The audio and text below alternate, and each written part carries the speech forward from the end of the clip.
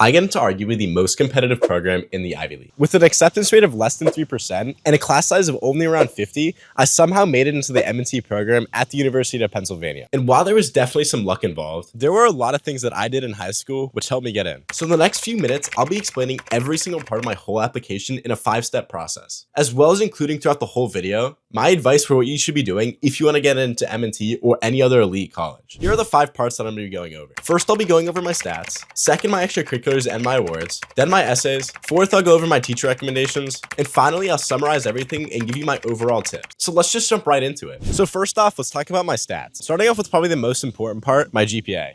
I had a 4.56 weighted GPA and a 4.0 unweighted GPA, which I know is pretty high. I got a 1520 on my SAT, including a 790 on the math section and a 730 on the reading section. And this is after 5 times of taking the SAT. So it definitely wasn't easy for me. All that really matters for your SAT is that you get above a 1500. Like comparing a 1570 to a 1520, okay, the 1570 is definitely better, but at the end of the day, it's not gonna get you accepted or denied from a top college. At that point, it's gonna be your essays and extracurriculars. So just keep that in mind when you're taking the SAT. Next in line on my stats though, I did apply early decision to Penn, which meant that if I got in, I had to go to Penn and withdraw all my applications to all the other schools that I applied to, which did end up happening. But there's more to your GPA than just the number. It's about the rigor of the classes that you took too. And I definitely took some hard classes. I took 13 APs when my school probably offers around 17 total. And I had all A's too. I never really had a B until my second semester of senior year. So now let's move on to my tips for the stats section. I would say that you need to be taking the hardest classes that you can. You need to challenge yourself because taking harder classes means that you adapt to it. And if you take a bunch of AP classes, there's knowledge that are intertwined between all of them. So you kind of kill 2 birds with 1 stone if you're taking a bunch of classes like that. Another thing that I'd say is really important is understanding that everything is school dependent. So it's all about what you do in the context of everyone else around you. So the best way to measure yourself and your success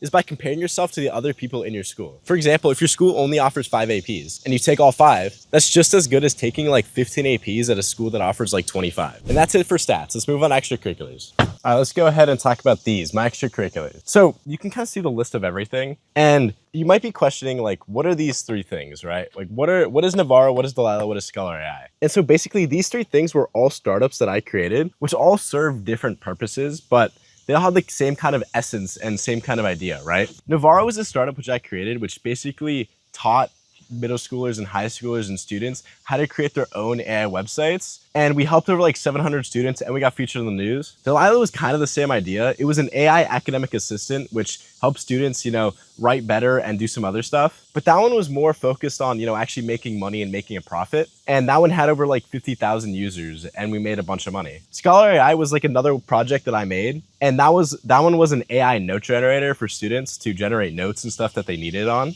And my top 3 extracurriculars were all focused around the same core concept, which was entrepreneurship and primarily AI and education through entrepreneurship. And that was kind of the theme of my application. The rest of my extracurriculars were stuff I'm sure you heard of before. I was a VC intern, I had a land surveying internship, volunteering, coaching, soccer, blah, blah, blah. Like the rest of your extracurriculars don't matter. These are only top 5 is really what's important. But just these 3 extracurriculars were probably the most important part of my whole application in shaping who I was.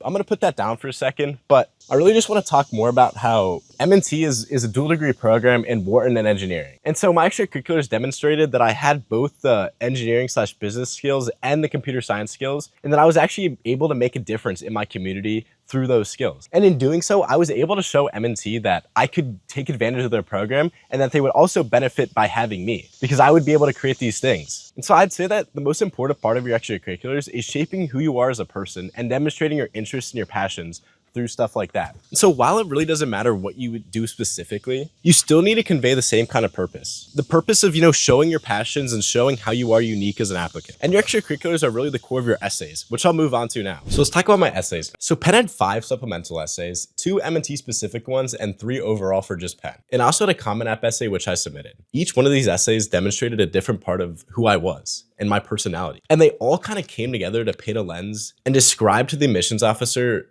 my interests and my passion, and more importantly, my value. The structure that I basically followed for all my essays was that I'd first find a value that I wanted to convey, which, the admissions officer wanted in an applicant. So for example, having leadership or being trustworthy or something like that. And the next part is I'd find a story, an anecdote, or an object that was important to me, and I'd figure out how that relates to that value that I want to convey. And then from there, I basically had all the steps that I needed. And at that point, it was really just writing that and relating it back to the school and how it would kind of help me pursue my interest and my values. I made an AI tool called Collie, which is linked in my bio, which kind of automates the whole essay writing process for you and takes you step by step through the guide I just mentioned. If you're interested, the link is in my bio. But back to actually writing your essays, one of the tips I have for you is that you should really try to write in an interesting way. You can't just be like, I want to go to Penn because I enjoyed the library. You have to demonstrate more than that. Showing, not telling, is one of your most important tools. So just keep that in mind when you're actually writing your essays. Show what you did through your actual experiences, through your extracurriculars. And then from that, the admissions officer or whoever is reading your application should be able to learn who you are as a person. And finally, constantly editing and tweaking your essays is literally the most important thing. Because trust me, I sucked when I first wrote my essays and they were horrible. But constantly rewriting them and making them better and better is going to make you a better writer. And you're going to learn what you did wrong and you're going to learn how to improve that. And so after, 50 revisions, your essays are going to be good. And that's all you have to do for your essay. Now moving on to my teacher recommendations. I had 3 recommendations. I had 2 teachers and I also had my boss from my venture capital internship write a recommendation for me. The 2 teachers were my AP Calc BC teacher and also my AP Econ teacher. That's it in terms of the content of recommendations. There's not much I know or I can tell you, but I have so many tips to share with you. First off, I'd say that you need to have at least one recommendation for whatever field you want to go into. So if you want to go into STEM, you should try and get one STEM teacher, like math or science. And then the other teacher can be anything. And that means that you should try and aim for at least 2 recommendations from teachers. You're not going to submit them to every single school because some schools won't take it, but it's still super nice to have it for the schools that will. The most important thing about a teacher recommendation is that they know you well. You want them to write really good things about you. You want them to say that this was the best student they've ever had. And so one of the ways to really make sure that they do that and they write good things about you is by reaching out early and preferably in person. And you really want to make sure that they know about what you do outside of school and your extracurriculars,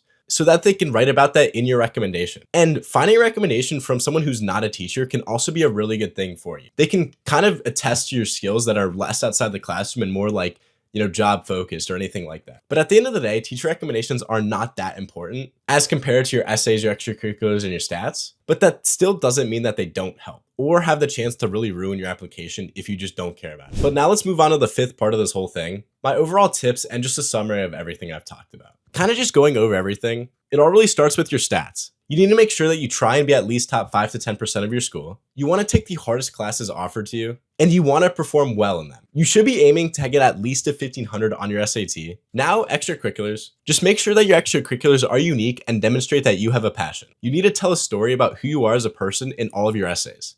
And you want to make sure that your extracurriculars actually back that up. The most important thing here is focusing on impact numbers and leadership. That's the 2 things that really matter in your extracurriculars. Now your essays, follow the structure of finding a value that represents who you are as a person, and then finding a personal story or experience to back that up. And kind of make sure that each essay demonstrates a different part of who you are as a person. And then for your recommendations, all that really matters is you get 2 teacher recs and then 1 external rec. And make sure that they know you well and are going to write really good things about you. You want them to say that you are the best student that they've ever had. And finally, just some overall tips. I'd really say that you should be focusing on quality, not quantity when you're applying to colleges. If you start early, you can apply to a lot more schools. But if you're starting your applications in sometime like September, then you might need to apply to less schools. And when writing your essays for a school, you need to clearly articulate why you want to attend a school and why specifically the resources there are going to let you achieve what you want to do. And also finally, don't stress too much. What's meant to be will be. And so as long as you put your best effort in, that's all that matters. And trust me, you will be fine at the end of the day. If you want to check out my AI writing tool, the link is on screen or in the description. And I also have a Discord community with Harvard, Penn, and other Ivy League students ready to answer your questions. The link is also in the description. If you enjoyed this video and thought it was useful, please leave a like and subscribe because I'm going to be dropping more videos diving deeper into each specific part of the application. But other than that, I'll see you later. Peace.